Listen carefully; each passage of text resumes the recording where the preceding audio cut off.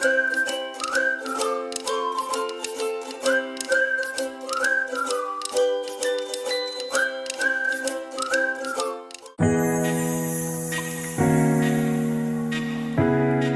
Everyone, welcome to Amalgam classes. Amalgam classes पे आपका हार्दिक स्वागत है।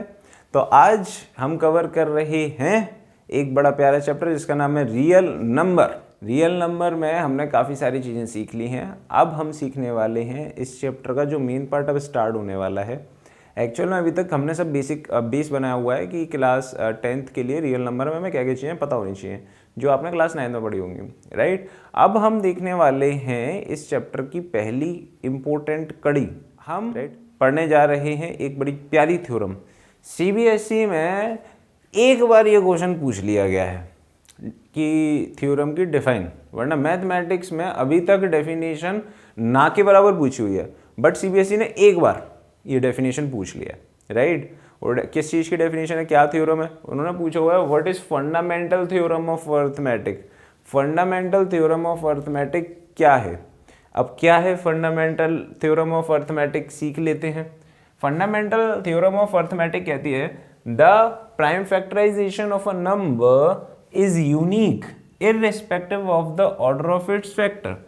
प्राइम फैक्टराइजेशन किसी भी नंबर का यूनिक होगा, यूनिक मतलब अलग होगा, right, irrespective of its factor, उसके फैक्टर के ऑर्डर से, irrespective of the order of its factor, right. तो कुछ नहीं समझ में आया, कोई बात नहीं, समझा देते हैं, क्या दिक्कत है। एक एग्जाम्पल से लेते हैं, सर को समझ में नहीं आएगी, एग्जाम्पल से बताइए, बता देते हैं।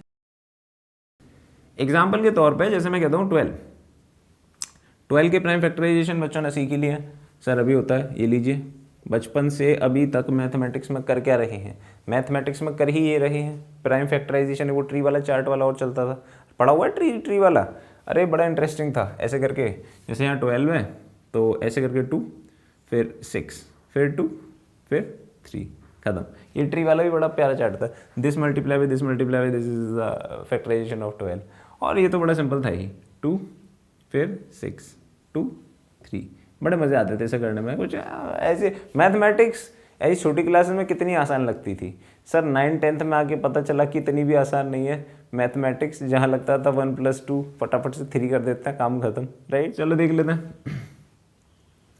तो सर 12 को हम लिख सकते हैं 2 × 2 × 3, और we can write it as 2 की पावर 2 × 3 की पावर 1 कह सकते हैं।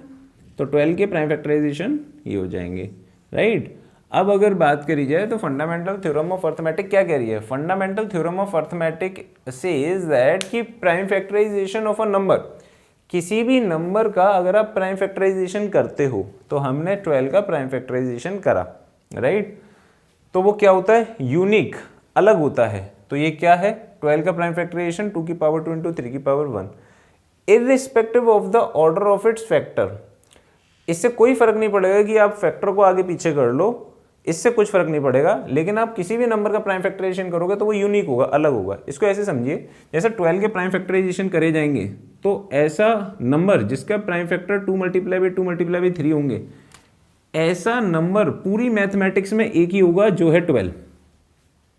इसको ऐसे भी समझ सकते हैं कि प्राइम फैक्टराइजेशन में जो प्राइम फैक्टर है 2 टाइम्स आ रहा हो और 3 1 टाइम आ रहा हो, तो ऐसा नंबर जिनके प्राइम फैक्टराइजेशन में 2 टाइम्स आएगा और 3 1 टाइम्स आएगा, पूरी मैथमेटिक्स में ऐसा नंबर सिर्फ एक ही होगा जो कि होगा 12। या इसको ऐसे भी कह सकते हैं कि 12 के प्राइम फैक्टराइजेशन यूनिक होंगे, यानी कि 12 का प्राइम फैक्टराइजेशन हमेशा यही रहेगा जिसमें 2 टाइम्स आ रहा होगा एज अ प्राइम फैक्टर और 3 1 टाइम्स आ रहा होगा, और कोई ऐसा नंबर नहीं होगा जिसके प्राइम फैक्टर ये होगा, right. Irrespective of the order of its factor. कल को एक बच्चा बोलता है कि सर हमने भी करा हुआ है प्राइम फैक्टर, ऐसे करा हुआ है हमने तो 3 × 2 × 2, तो ये तो अलग हो गया प्राइम फैक्टर। देखिए ये प्राइम फैक्टर अलग नहीं है, आपने सिर्फ ऑर्डर चेंज करा है। तो ये फंडामेंटल थ्योरम ऑफ अर्थमेटिक ने पहले कह दिया है कि इररिस्पेक्टिव ऑफ इट्स ऑर्डर आप चेंज कर लें उससे कोई फर्क नहीं पड़ेगा। इसमें भी और इसमें भी, दोनों में एक चीज कॉमन है कि प्राइम फैक्टर में 2 टाइम्स रिपीट हो रहा है और 1 टाइम, 3 1 टाइम रिपीट हो रहा है एज अ फैक्टर। तो ऐसा नंबर 12 के जो भी आप फैक्टर कर रहे हो वो यूनिक होंगे, यानी 2 टाइम्स आ रहा होगा और 3 1 टाइम्स आ रहा होगा। 12 के प्राइम फैक्टराइजेशन यूनिक होंगे irrespective of its order. Order मतलब आप आगे पीछे लिख सकते हो प्राइम फैक्टर को, लेकिन हो यही रहा होगा, राइट। ये आया समझ में थोड़ा थोड़ा।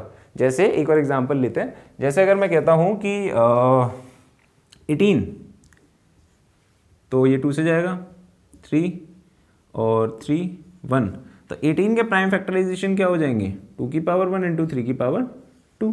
तो 18 के प्राइम फैक्टराइजेशन हो गए 2 की पावर 1 इंटू 3 की पावर 2। तो 18 के जो प्राइम फैक्टराइजेशन होते हैं वो 2 की पावर 1 3 की पावर 2। पूरी मैथमेटिक्स में ऐसा कोई दूसरा नंबर मिलेगा ही नहीं जिसके प्राइम फैक्टराइजेशन में 2 1 टाइम्स आ रहा हो और 3 2 टाइम्स आ रहा हो। एक ही नंबर होगा जो होगा 18, या इसको ऐसे भी कह सकते हैं कि 18 के प्राइम फैक्टराइजेशन हमेशा यही रहेंगे। आप जब 18 के प्राइम फैक्टराइजेशन करोगे तो उसमें हमेशा 2 1 टाइम आएगा और 3 2 टाइम आएगा, irrespective of its order. Order आप आगे पीछे लिख सकते हो।